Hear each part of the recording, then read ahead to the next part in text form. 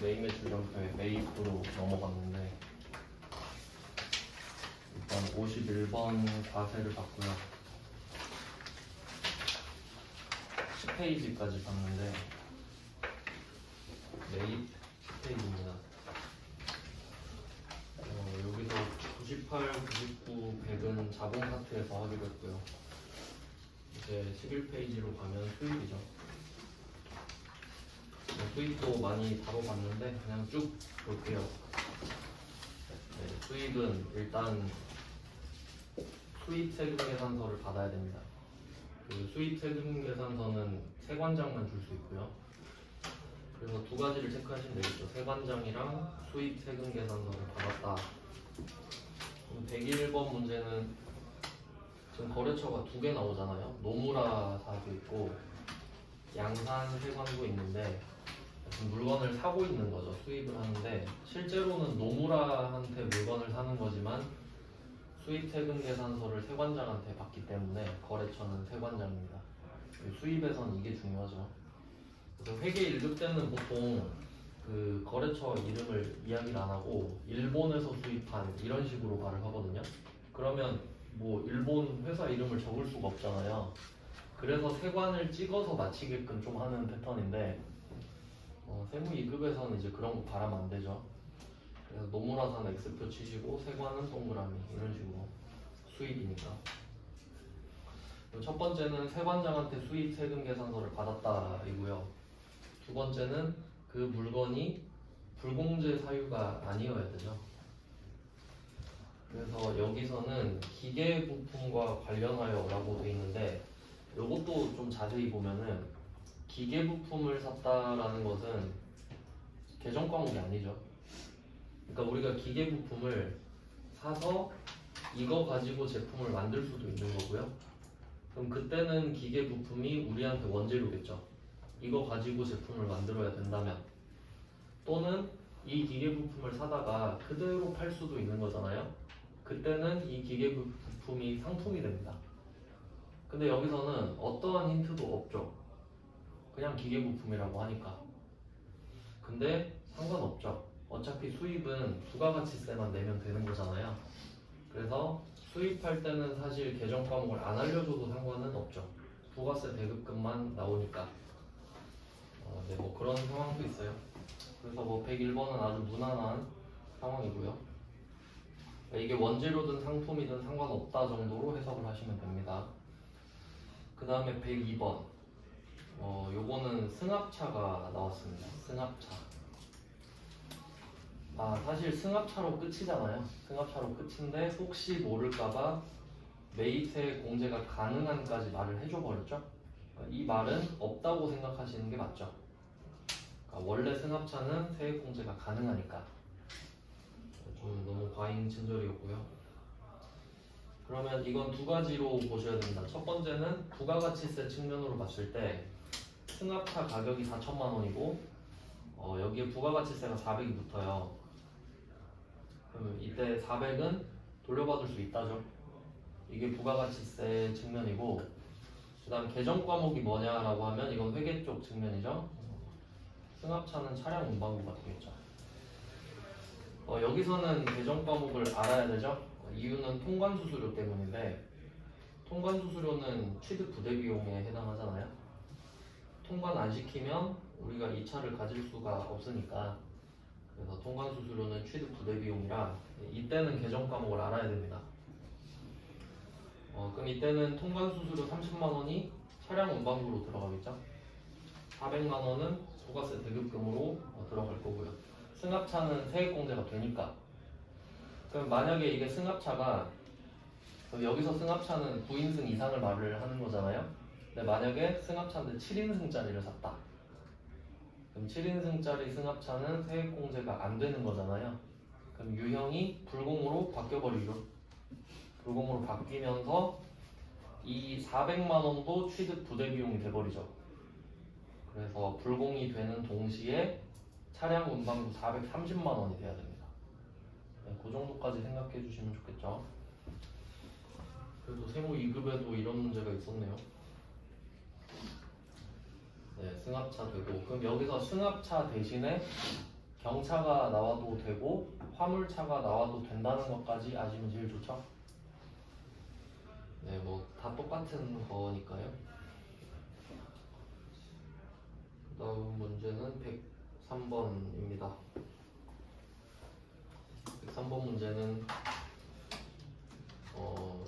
독일의 포드사에서 상품을 수입하면서 라고 했습니다. 여기서 포인트는 상품인데 두 가지로 보셔야 됩니다. 역시 일단 부가가치세 측면으로 생각을 해보면 상품은 영업용입니다.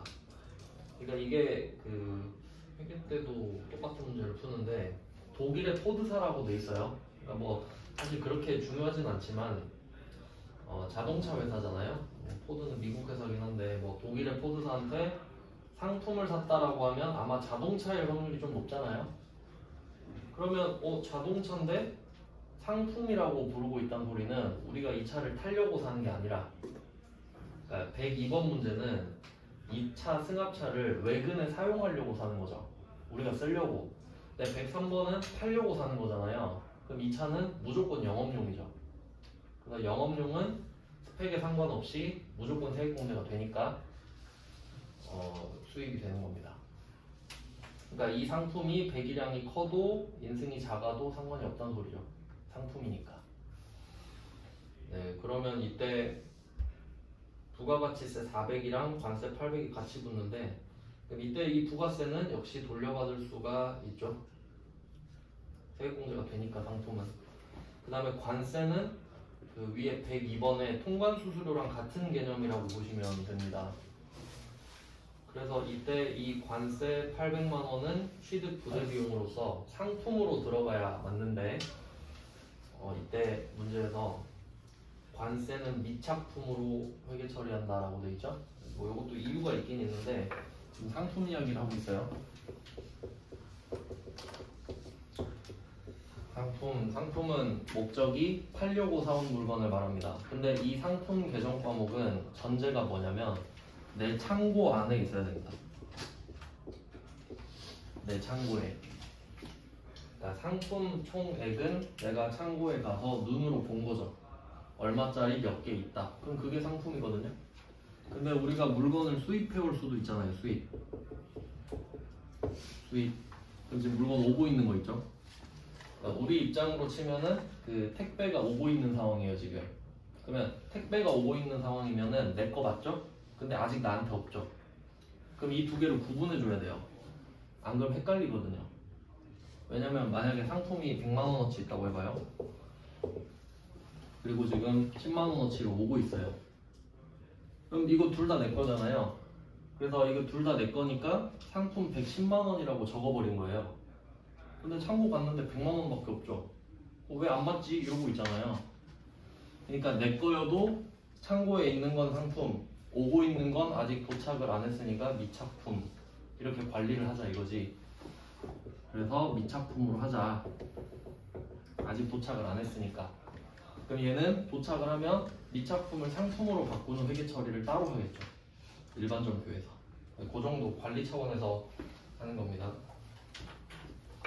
그래서 이 103번 문제에서는 당연히 원래 미착품이 맞는데 이 말이 없다면 상품으로 해야겠죠. 막 마음대로 하면 안 되니까 안전하게 풀어야 되니까요. 그래서 상품 대신에 미착품 800만 원. 부가세는 똑같이 부가세 대급금으로 들어가게 되겠습니다. 네, 뭐 그런 상황이 있고, 그 다음에 이게 이 차가 상품이 아니라면 이제 차의 스펙을 따져봐야 되는 거죠. 그러니까 약간 단계별로 본다고 하면 103번 문제가 1단계고 102번 문제가 2단계라고 보시면 되거든요. 이런 느낌이에요. 그러니까 뭐 포드사가 나왔으니까 그 포드사의 승합차가 뭐 익스플로러라고 있거든요. 좀 큰 차. 그 차를 팔려고 사온 거예요, 우리가. 그럼 그 차가 뭐 승용차든 승합차든 뭐 화물차든 상관없죠. 상품이니까. 근데 만약에 상품이 아니라 타는 용도로 사는 거예요. 그럼 그때는 되는 게 있고 안 되는 게 있죠. 그래서 순서상으로 103번, 102번 이런 식으로 빼면 된다 이거죠. 네, 이렇게 받고 그 다음에 104번이죠. 104번은 원재료를 수입한다고 합니다. 그러니까 이렇게 좀 대놓고 말하는 건 좀 사실 말이 안 되긴 하는데 원재료는 그냥 개념인 거잖아요. 그러니까 내가 어떤 물건을 샀는데 나한테는 이게 원재료다 이런 뜻이라서 사실 원재료라고 쓰진 않는데 네, 뭐 문제에서 그렇게 냈습니다.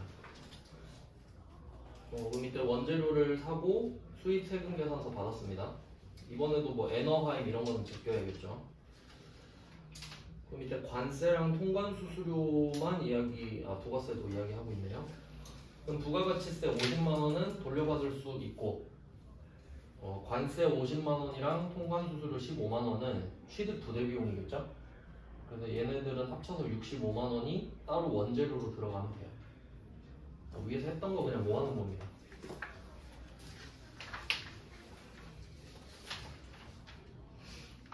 네, 수입 이렇게 네 문제를 봤고요. 그 다음에 뒤쪽에 12페이지에는 이번에는 좀 다른데 얘는 세금 계산서죠. 수입 세금 계산서가 아니에요. 기본 세금 계산서입니다.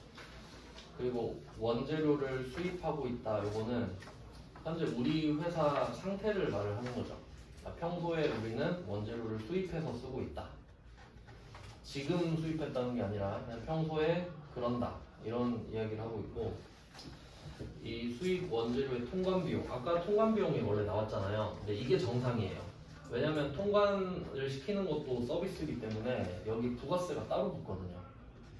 앞에서는 부가세 없이 통쳤죠 그냥. 그러니까 사실 이게 정상이에요 이게. 그런데 이것까지 지금 같이 넣은 겁니다.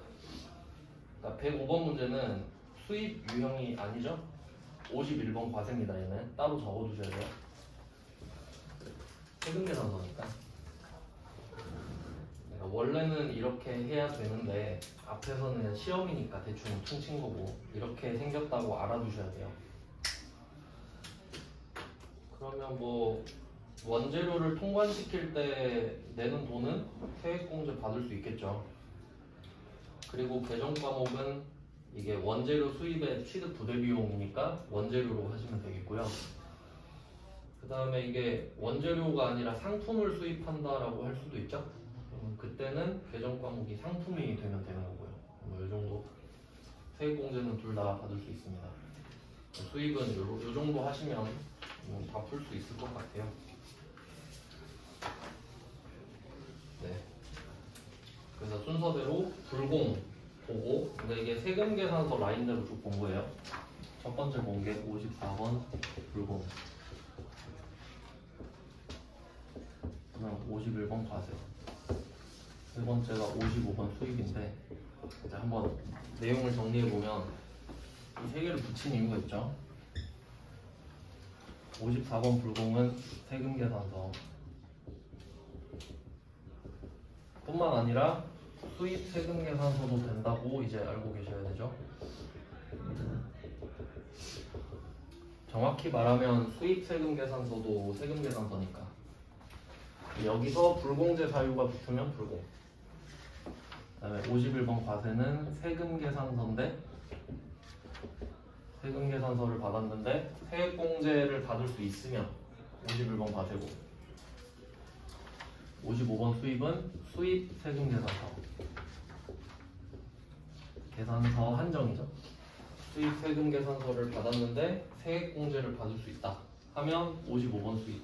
이렇게 갈라지니까 어쨌든 불공을 좀 조심하셔야 된다라는 거죠. 네, 이렇게 제일 중요한 세금 계산서 수치를 먼저 봤고요. 그 뒤쪽은 그 영수증이라고 부르는 세금 계산서 외의 증빙들이 되겠습니다. 한번 볼게요. 네, 그 다음 주제는 57번 카바인데 이게 그 매출 카바도 있고요, 매입 카바도 있는데 얘 조금 차이가 있습니다. 매출 카바랑 매입 카바의 차이를 좀 보면은 이건 현과도 마찬가지죠. 17번 카바가 매출이고요. 57번 카바가 매입인데 이때 17번 카바 같은 경우는 우리가 과세 물건을 팔 때 과세 물건을 팔면 무조건 부가세를 내야 됩니다. 부가세 내는 건 정해져 있는데 그냥 그 와중에 카드 전표를 줬다 정도의 느낌이죠. 57번 카과 같은 경우는 얘는 공제가 되는 상황이란 말이에요. 그러니까 얘는 상대방이 세금 계산서를 나한테 줄 수 있는 사업자인데 그 세금 계산서 대신에 카드 전표를 주었다. 그리고 그 내용도 불공제가 아니다 까지 다 함축되어 있는 거예요. 그러니까 조금 더 복잡하다고 볼 수 있죠. 57번 카과가.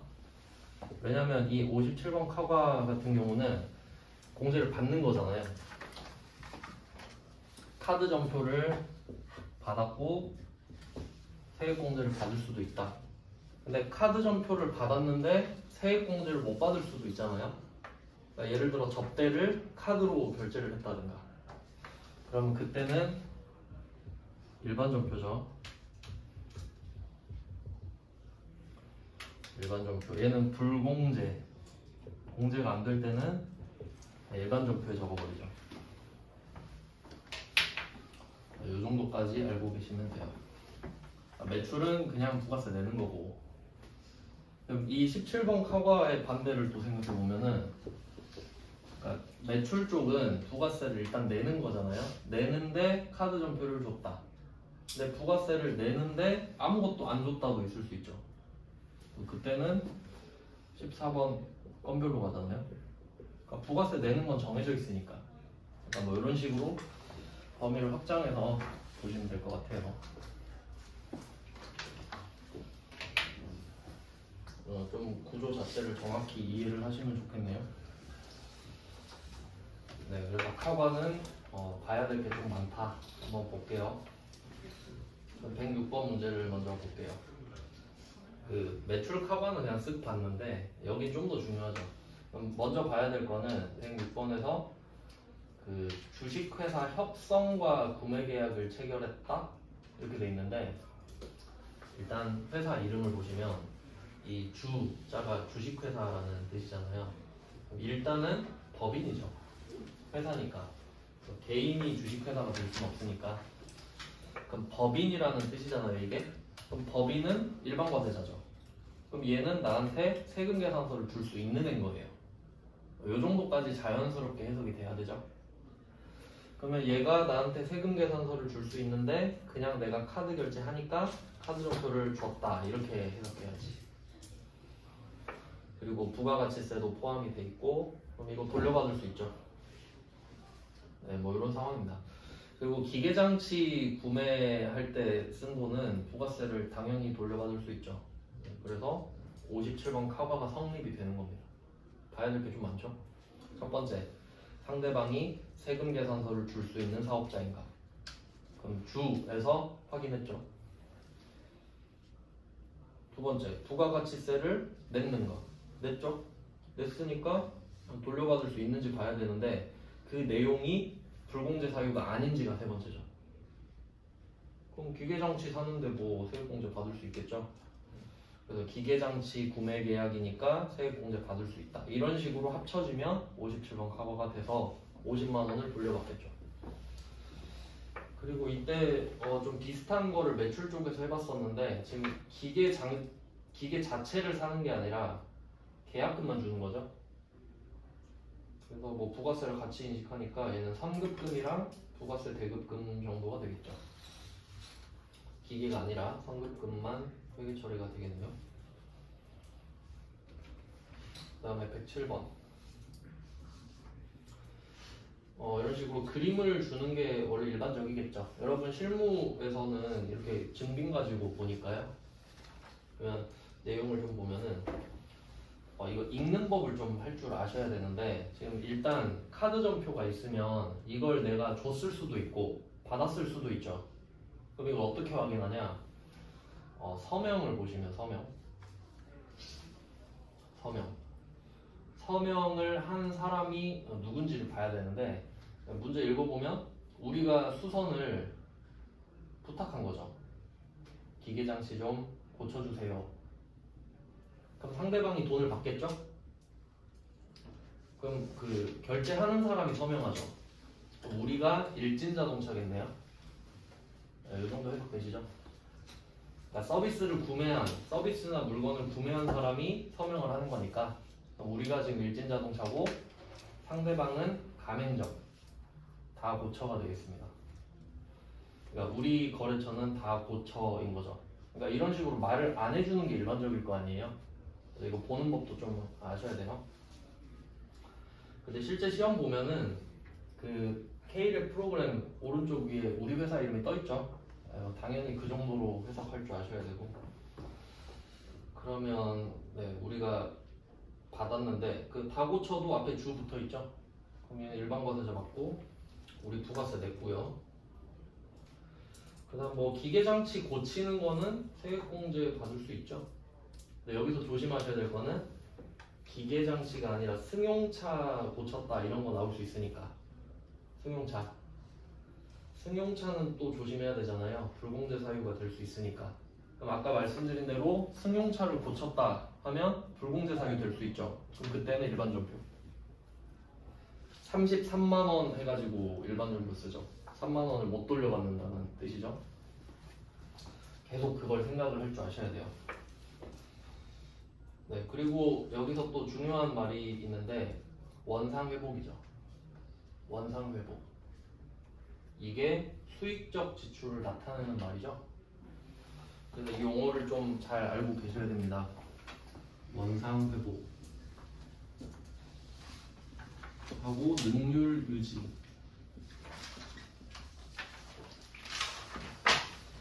원상회복이랑 능률 유지는 그냥 주기적으로 해야 된다라는 느낌이죠. 차에 기름 넣는 것처럼 차에 기름 넣으면 막 좋아지는 게 아니라 원래 넣어야 되잖아요. 그런 느낌. 그럼 얘는 수익적 지출 비용이죠. 그에 비해서 생산성 증대 이런 말 나오잖아요. 생산성이 증가되었다. 생산성 증가, 뭐 내용 연수 증가, 뭐 이런 얘기 하면 근데 기준을 얘로 잡는 게 좋아요. 생산성이 증가됐다, 내용 연수가 증가했다 이런 말이 나왔을 때 좀 몇 개를 알아두시면 좋은데요. 뭐 예를 들면 증축 있을 수 있는데 증축은 이미 다 지어진 건물을 뭐 위로 올리든 옆으로 늘리든 증가시키는 거죠. 그럼 건물 가치가 늘어나겠죠. 그러니까 증축이라는 말을 하면 그냥 자본적 지출인 거예요. 아무 설명이 필요 없이 증축이라는 상황 자체가. 그 다음에 뭐 엘리베이터 설치했다 이런 거 들 수 있겠죠.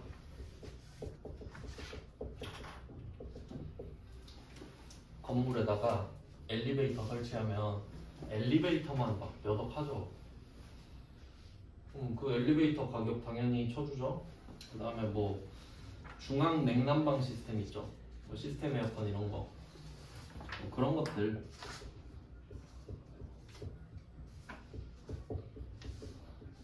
이런 것들 설치하면은 당연히 팔 때 그 돈 받잖아요. 그래서 이런 애들이 자본적 지출이고 그게 아니면 수익적 지출이다라는 느낌을 좀 받아야 됩니다. 그래서 수익적 지출도 뭐 몇 개 말해보면 그 뭐 페인트 칠했다 이런 거 있죠. 건물에 그 보면은 오래된 건물들 보면은 페인트 칠 벗겨지면 너무 좀 없어 보이니까 페인트 칠만 해요. 뭐 그런 아파트 있죠. 막 한 2, 30년 되면. 근데 그 아파트 칠했다고 좋아지는 거 아니죠. 원래 그렇게 돼 있어야 되는 거지. 뭐 그런 느낌. 그게 원상 회복이잖아요. 네, 뭐 이렇게 해석하시면 되고요. 그래서 여기서는 기계장치의 원상 회복이니까 수선비 계정 과목이죠. 수선비. 둘 다 생각해야 돼요. 그러니까 첫 번째는 부가가치세를 돌려받을 수 있다죠. 왜냐하면 기계장치를 붙였으니까. 그리고 두 번째는 계정 과목이 뭐냐? 수선비죠. 네, 두 가지를 생각을 하셔야 돼요. 그러니까 이때 그렇게 딱 그 기준을 잡아놓고 기계장치가 승용차가 되면 어떻게 바뀔까 생각을 해보면 그땐 부가세를 못 돌려받죠. 일반 전표에 쓰고 계정 과목은 차량 유지비가 되잖아요. 네, 뭐 그 정도까지 생각을 하시면 좋다는 거죠. 한 문제 풀어도 여러 개 푼 것처럼 네, 다음 문제로 가보겠습니다.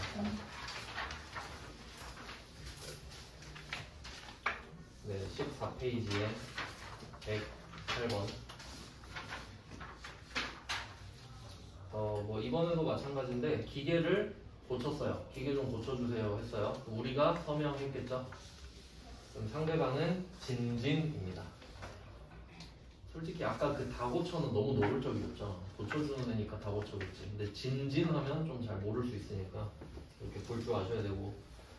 그러면 상황은 아까랑 똑같습니다. 근데 여기서는 수선비에 대한 지출은 자산의 가치 증가나 내용 연수를 연장시키지 못했다라고 하죠. 수익적 지출을 말합니다. 그러니까 이것도 잘 생각해 보셔야 되는 게 기계장치의 수선비라고 했을 때 이 수선비라는 글자 있잖아요. 이게 계정 과목을 말하는 게 아닙니다. 수선을 했다는 뜻이에요. 그냥 고쳤어요 이랬는데 계정 과목이 바로 딱 결정되는 건 아니죠. 그러니까 기계 고쳤어요 하면 고쳐서 어떻게 됐나요? 라고 물어봐야 되죠. 근데 보니까 뭐 기계가 좋아진 건 아니고요 라고 한 거야. 그럼 이것은 수익적 지출이구나 라고 생각을 할 줄 알아야 되죠. 이게 회계 1급이 이렇게 나온 겁니다. 그러니까 이제 막 촌스럽게 자본적 지출, 수익적 지출 이렇게 말하지 않겠다 이거죠. 네, 이 정도 대비하셔야 돼요. 그 다음에 109번입니다. 109번은 레이를 샀네요. 경차. 세액공제 받을 수 있죠. 네, 그리고 상대방은 주생생자동차 유통이고요. 그럼 부가세 돌려받겠죠. 여기서 되는 이유가 경차라서 그렇죠. 여기서 아반떼 샀다 그러면 일반 종표로 가시면 됩니다. 세액공제 못 받으니까요. 그런 내용으로 보시면 되겠고, 그 다음에 110번입니다. 화물차 나왔습니다. 화물차를 고쳤어요. 그럼 물어봐야 되죠? 고쳐서 어떻게 됐어요? 하니까 그냥 차량 유지비를 쓰라네요. 엄청 쿨하죠? 이게 수익적 지출이란 뜻이죠. 차량 유지비를 썼다는 것 자체가. 그러니까 만약에 차량 운반부 계정을 사용한다 하면 차가 좋아진 거죠. 고쳐서. 그 정도 해석할 줄 아셔야 됩니다. 그러니까 계속 다르게 말하죠. 패러프레이징이라고 하죠. 같은 거를 다르게 말하는 거. 그러니까 지금 계속 같은 말 하고 있는 게 어떻게 나왔는지 확인해 보죠. 아까는 뭐 원상 회복이란 말 나왔죠. 원상 회복. 첫 번째. 그다음 두 번째. 뭐 가치가 증가하거나 내용 연수가 증가하지 않았다라고 나왔죠. 이게 두 번째. 세 번째. 그냥 차량 유지비 쓰세요. 다 같은 말이죠. 같은 말입니다.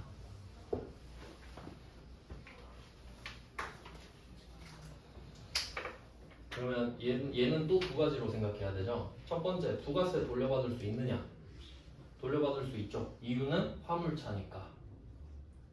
두 번째, 계정 과목이 뭐냐? 수익적 지출이니까 차량 유지비. 화물차니까 500번. 이렇게 나와야 돼요. 항상 두 개. 부가세 생각하고 회계 생각하고.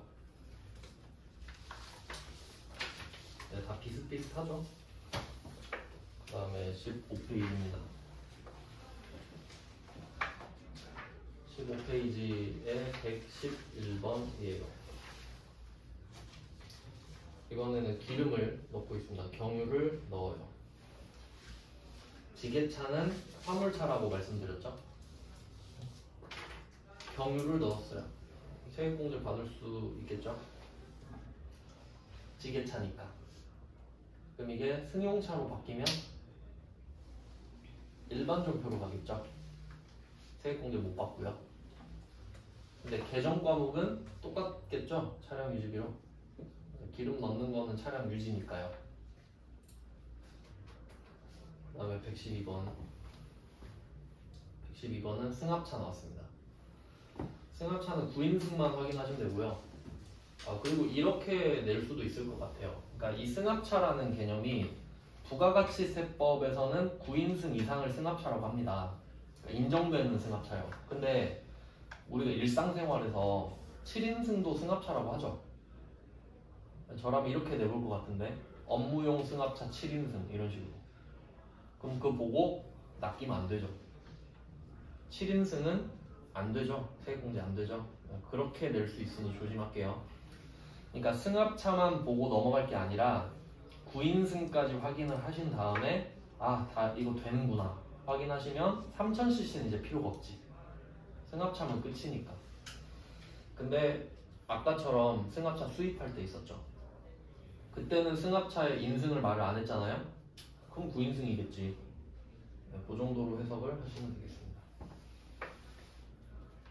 그럼 이게 인승이 8인승으로 낮아지면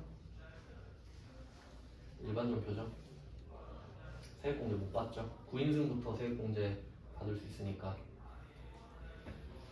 네, 그 포인트 딱 커트라인을 잘 정해 주셔야 됩니다. 확실히 자동차 쪽을 신경을 많이 쓰셔야 돼요.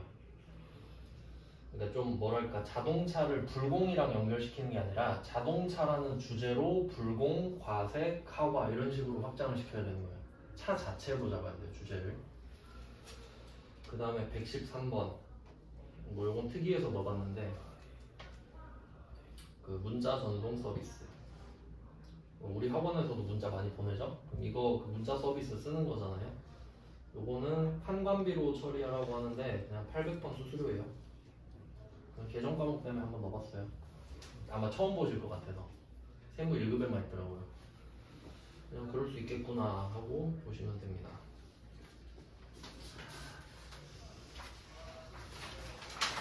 네, 넘어갈게요. 16페이지는.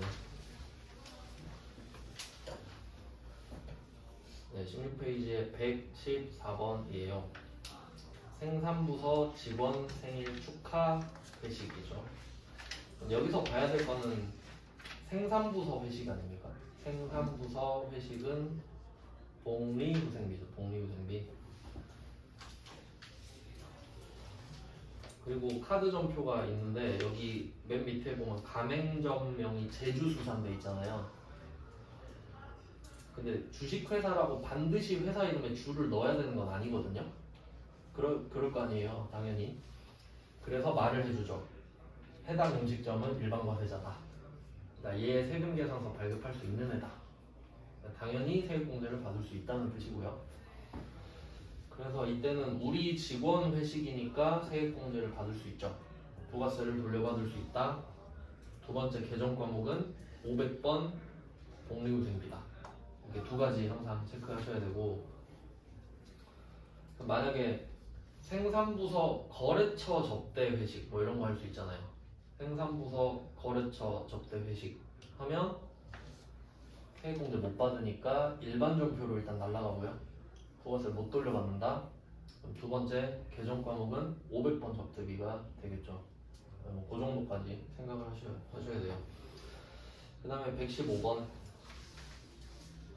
115번은 그냥 짝을 맞추려고 넣었어요. 얘는 영업부서 회식입니다.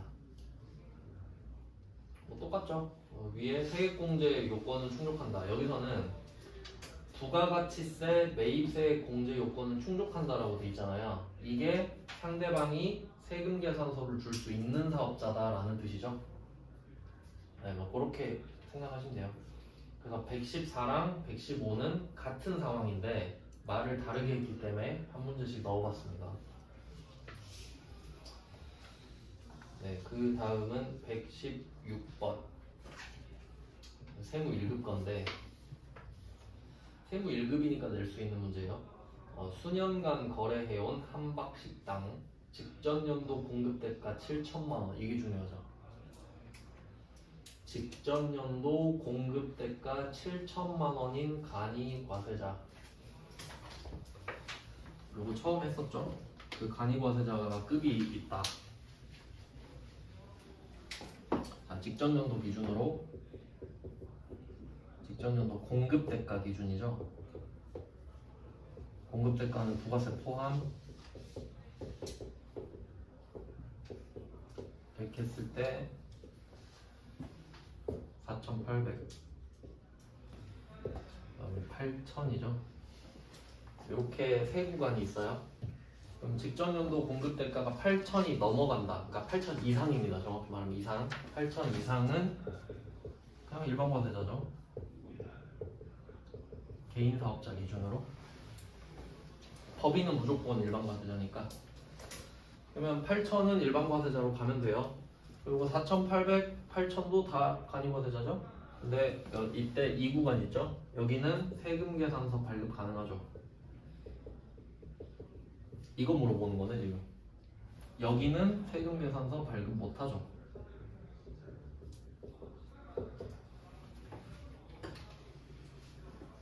이런 차이죠. 그러니까 여기까지 여기가 이제 벽인데 요 얘기를 하고 있으니까 그럼 이때 이 한박식당한테 받은 카드 전표는 세액공제가 된다라는 얘기를 하고 있는 거죠. 이게 세무 1급에 나온 이유가 세무 1급은 일반 전표랑 메인 매출 전표를 섞어서 내 문제를 내거든요.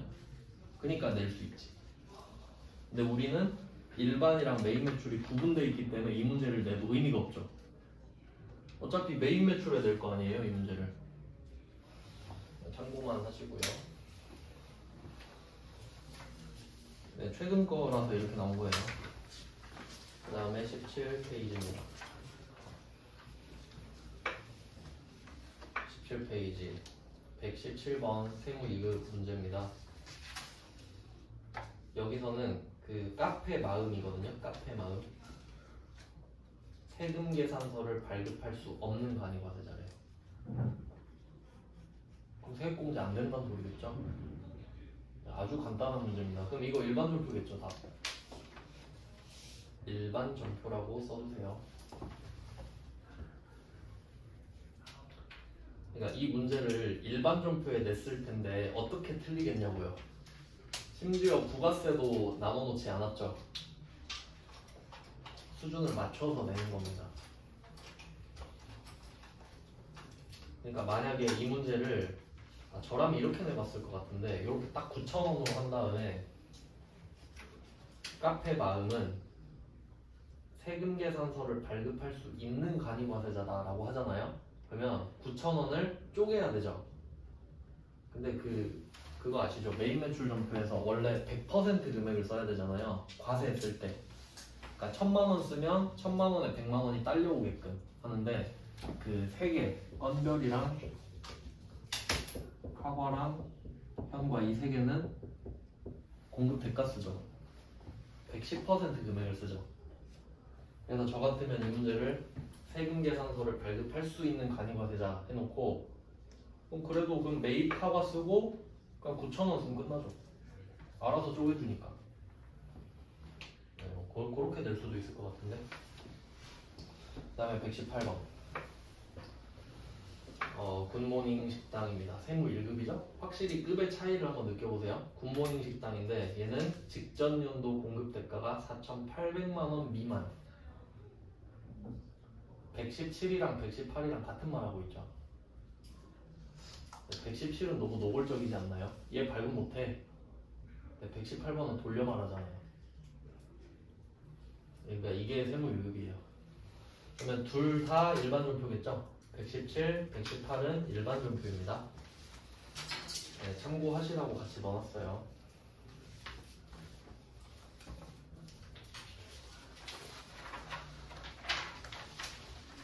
그 차이 아시겠어요? 그러니까 매출 카과랑 매입 카과랑 차이가 매입은 우리 그 목적에 따라 되냐 안 되냐가 갈리잖아요. 그러니까 내가 이걸 접대를 할 거냐, 뭐 승용차에다 쓸 거냐 이거에 따라 안 될 수도 있고 될 수도 있죠. 근데 내가 카드 전표를 주는 걸 생각해봐요. 나는 일단 부가세를 걷어서 내야 됩니다. 일단은. 근데 상대방이 접대를 하건 말건 난 상관없잖아. 그러니까 매출은 그냥 하는 거지 그냥. 근데 매입은 내 목적에 따라 달라지는 거고. 뭐 그런 게 있어요. 그다음 뭐 현과도 똑같을 텐데. 현과 똑같거든요. 근데 좀 중요한 걸 하나 넣어놔서 그거 한번 보죠. 18페이지인데 현과. 그러니까 여기서 현과는 방금 한 카과랑 똑같죠. 개념 자체가. 그냥 카드 전표가 현금 영수증이 되면 끝나는 거예요. 그러니까 너무 심심하니까 좀 다른 걸 넣어봤죠. 이 119번 보시면 원재료, 운반비. 원재료, 운반비. 원재료를 구입하면서 운반비까지 하셔도 되고요.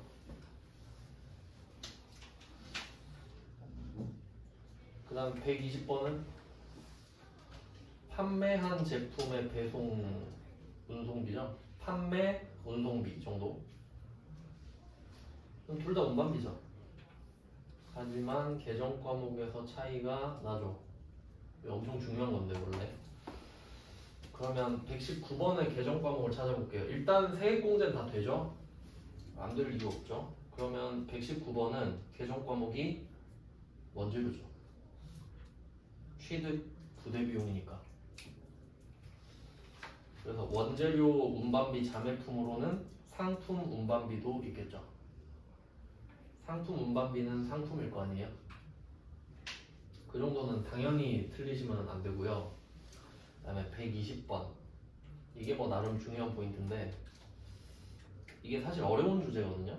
판매 운반비는 800번 운반비죠. 답이 정해져 있습니다. 요거는 다음 시간에 설명을 해드릴 건데 일단 그 결과만 알려드릴게요. 결과만.